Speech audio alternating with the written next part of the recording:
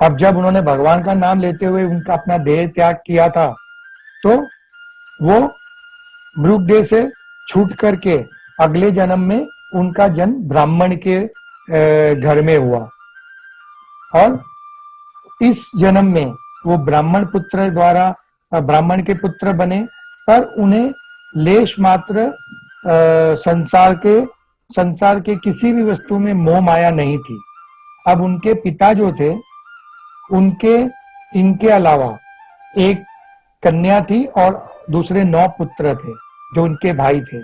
तो वो उन सभी को वेद पाठ मंत्र वगैरह सिखाया करते थे, ताकि वो बड़े होकर के कर्म कांड कर करके अपना घर चला सके और अपने लिए धन इकट्ठा करके निर्वाह कर सके।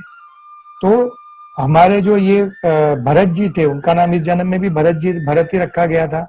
तो ये जो भरत थे, उन्हें पढ़ने लिखने में कोई इंटरेस्ट नहीं था, वो जरा भी उसमें अपना ध्यान नहीं देते थे। और वे जब भी उनके पिताजी उन्हें पढ़ाते, वेद मंत्र वगैरह पढ़ाने बिठाते, तो अनसन बातें करके अपने को जड़ प्रदर्शित कर देते थे।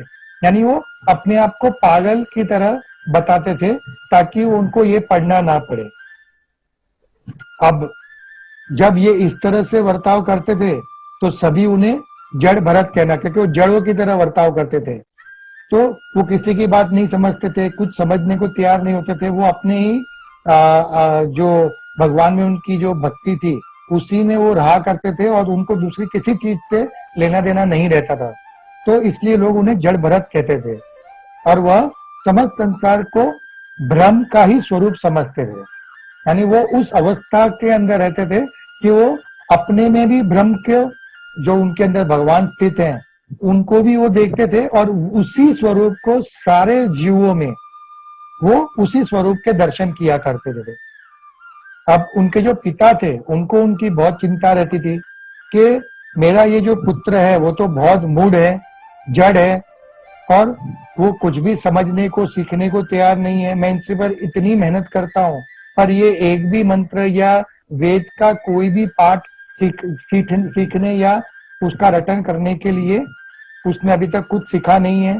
तो वो उनको यही चिंता रहती थी कि मेरा बेटा बड़ा होकर के वो निर्वाह कैसे करेगा, और उसको कौन खिलाएगा, और इससे फिर शादी भी कौन करेगा। ऐसी कौन सी लड़की होगी या ऐसा कौन सा पिता होगा जो अपनी पुत्री को इस तरह के लड़के के साथ ब्याह करवाएगा। तो वो इसका क्या होगा, यही सब सोचते हुए चिंता में एक दिन उनका स्वर्गवास हो जाता है। अब पिता का स्वर्गवास हो जाता है, तो साथ में माँ भी उनके साथ सती हो जाती है। पर इतना कुछ होने पर रोने की बजाय हमारे जो जड़ भरत जी हैं, वो तो हंस रहे होते हैं। उनको इससे कोई फर्क नहीं पड़ता है, क्योंकि उनके हिसाब से तो ये शरीर की मृत्यु है, आत्मा तो हमेशा ही रहती है। तो इनके इस तरह के बर्ताव से लोग जो है वो उसको सचमुच में पागल ही समझना शुरू कर देते हैं। अब भरत जी माता पिता तो रहे नहीं, उनके भाई जो है वो थे साथ में। तो भरत जी जो है वो एकदम निश्चित होकर के सारे गांव नगर में घुमा करते थे, और अपने आचरण की वजह से लोग उन्हें पागल, चेष्टाहीन और महामूर्ख ही बने रहते थे, और लोग भी उन्हें वही समझते थे। तो वे सुख दुख में सम रहा करते थे और हृदय ज्ञान से परिपूर्ण थे, पर लोगों को यह भेद नहीं समझ में आता था, और इसीलिए वो उन्हें मूर्ख समझा करते थे। अब वो इसी तरह घुमा करते थे, तो लोग क्या करते थे, उसे पकड़ करके ले जाते थे और उससे को जो काम चाहिए उससे करवाते थे। कोई कहता था तो ये कर दे, तो वो काम कर देते थे। कोई कहते थे मेरा बोझा उठा करके घर छोड़ दे, तो वो चुपचाप उसे उठा करके छोड़ देते थे। और कोई उनसे लकड़ी कटवा लेता था, कोई उनसे कुछ अनाज के अंदर कंकड़ अलग करवा लेता था। तो सब लोग उसको मूर्ख समझ के उसका फायदा उठा करके उनको कुछ ना कुछ काम करवाते थे, और भरत जी भी बिना उनसे कोई आनाकानी किए उसको जो कहा जाता था वो चुपचाप कर देते थे। अब उसके जो भाई थे वो ये देख करके कहते हैं कि ये जो लोगों का बिना किसी स्वार्थ के, या उनसे कोई पैसे भी नहीं मिलते थे उसको, पर ये फिर भी उन सबका कार्य कर रहा है, तो फिर वो हम ही क्यों उनसे कार्य न करवाए। हमें बिना पैसे का एक सेवक मिल जाएगा, और वैसे भी ये दुनिया भर के काम कर रहा है, तो हमारे करने में इसको क्या आपत्ति है। वैसे भी ये घर में खा तो रही है। और उनकी जो भाभी थी वो उसे कई दिनों का पड़ा हुआ सड़ा गला खाना दे देती थी, और जड़ भरत जी जो थे वो उस खाने को भी अमृत समझ करके भगवान का नाम लेते हुए उसका खा लिया करते थे। और गर्मी सर्दी में सब सहते हुए उन्हें कोई फर्क नहीं पड़ता था। वो सुख दुख में सभी अवस्थाओं में एक समान रह करके मस्त होकर पड़े रहते थे।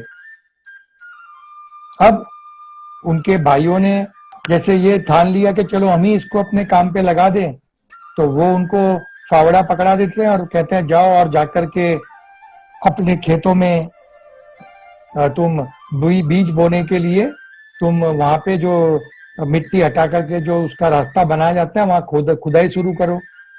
तो हमारे जड़ भरत तो जड़ भरत थे, वो जा करके वहां एक ही जगह पे खड्डा खोदना शुरू कर देते और गहरा खड्डा खोद देते थे। तब उनके भाई जो है वो समझते हैं कि हाँ ये तो सही में महामूर्ख है, और उसको वो काम से निकाल करके फिर वो कहते हैं तुम एक काम करो, तुम ये सब छोड़ो, तुम हमारे खेत की रखवाली किया करो। और ध्यान रखना कि कोई भी जानवर गाय भैंस जो है या कोई भी चिड़िया वगैरह जो पक्षी है वो आकर के हमारे अनाज का नुकसान ना करे।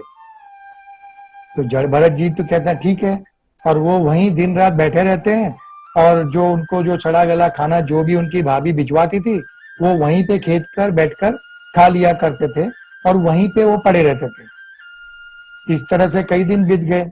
अब एक बार क्या हुआ कि बाजू के नगर में जो शूद्र राजा होते हैं, वो शूद्र राजा के वहां कोई संतान नहीं थी, और वो संतान प्राप्ति के लिए वहां पे जो भद्रकाली का एक मंदिर था वहां जाकर के वो मन्नत मांगते हैं कि माता अगर आप मेरे घर पे अगर पुत्र जन्म ले लेगा आपकी कृपा से, तो मैं आपको एक नर बलि चढ़ाऊंगा।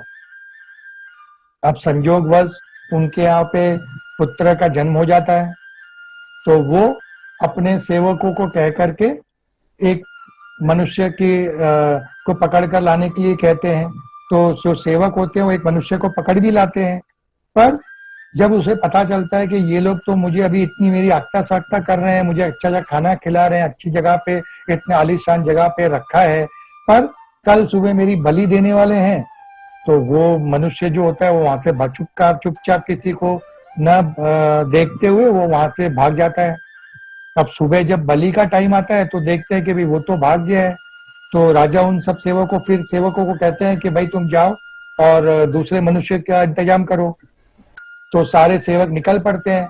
अब उन्हें एक मनुष्य की आवश्यकता होती है, तो वो घूमते घूमते जहाँ ये जड़ भरत जी बैठे होते हैं वहां पहुंच जाते हैं, और उसको देखते हैं कि ये तो रुष्ट पुष्ट अच्छा खासा मोटा आदमी है, तो क्यों ना इसी की बलि चढ़ा दी जाए। तो वो उनको पकड़ कर कहता है चलो हमारे साथ। तब जड़ भरत जी तो आनाकानी करते नहीं, कहते ठीक है, तो उनके साथ चल पड़ते हैं।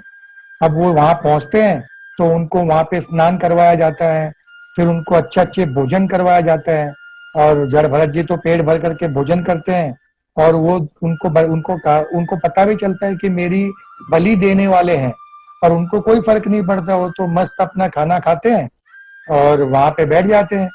फिर जब बलि का समय होता है तो जो वो तलवार होती है उसका पूजन किया जाता है। तो जड़ भरत जी देखते रहते हैं कि ये लोग किस तरह से तलवार का पूजन कर रहे हैं, पर उनके मन में एक मात्र भी भय नहीं होता है कि ये लोग मुझे ही मारने के लिए तलवार का पूजन कर रहे हैं। और इस तरह से वो वहां बैठे रहते हैं। फिर जब पूजन हो जाता है तो तलवार ब्राह्मण अपने हाथ में लेते हैं, और जो जड़ भरत होते हैं उनको कहते हैं कि आप अपना सर जो काटने के लिए जो उनकी जो लकड़ी की जो सिला बनी होती है वो कहते हैं आप अपना सर यहाँ रख दीजिए। तो जड़ भरत जी बिना कुछ पूछे वहां पे अपना सर रख देते हैं, और उनके मुख पे जरा भी भय चिंता कुछ भी नहीं दिखता, सबको अचरज होता है। पर अब उनकी बलि देनी होती है, तो वो जो ब्राह्मण होते हैं वो उनको बलि देने के लिए जब अपनी तलवार उठाते हैं तो उन परम ज्ञानी की हत्या को घोर अन्याय समझ करके, जो माता होती है वहां पे, जो भद्रकाली का जो मंदिर होता है उसमें जो माता की प्रतिमा होती है, तो माता जी बहुत ज्यादा क्रोधित हो जाती है और वो तुरंत उस प्रतिमा को, अपनी मूर्ति को फाड़ के साक्षात वहां प्रकट हो जाती है। और उससे पहले कि वो जड़ भरत के सर को काटे, वो उनके हाथ से तलवार छीन लेती है और वहां जितने भी उपस्थित, वो जितने भी लोग होते हैं, वो सेवक, राजा, ब्राह्मण वगैरह, उन सबका सर काट देती है उसी तलवार से। और उन सर को उठा करके अपनी जोगिनियां, जो अपनी जोगिनी साथ में उनके साथ जो उनकी सिद्धियां होती है, उनके साथ वो उन सरों के साथ खेलते हुए आकाश मार्ग में जाकर के वो अंतर्ध्यान हो जाती है। इस तरह से माता जी साक्षात प्रकट होकर के जड़ भरत जी का जो जीव या उनको जो हत्या होने वाली होती है उसको उनसे बचा लेती है। अब ये सब देख करके जड़ भरत जी जो होते हैं वो उदास हो जाते हैं और वो फिर चल पड़ते हैं और अपना भ्रमण करते रहते हैं।